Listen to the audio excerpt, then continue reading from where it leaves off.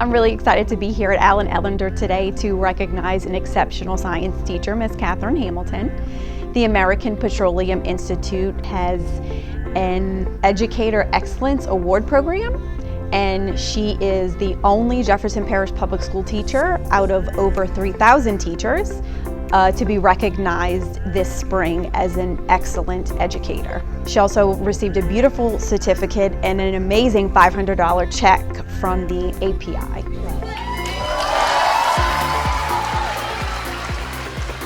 I was very shocked, but happily shocked. I try to always make sure that the kids are getting what they need to be successful in life, not just what, the curriculum, but always to make sure that they're successful with anything and everything in life.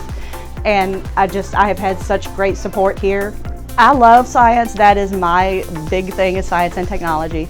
And so pushing them together, I think that it is the best way and the most encouraging way for kids to really get to that thinking process. It's not just memorizing something, but they really have to work at it and think about things. I think she was chosen due to her dedication to her students.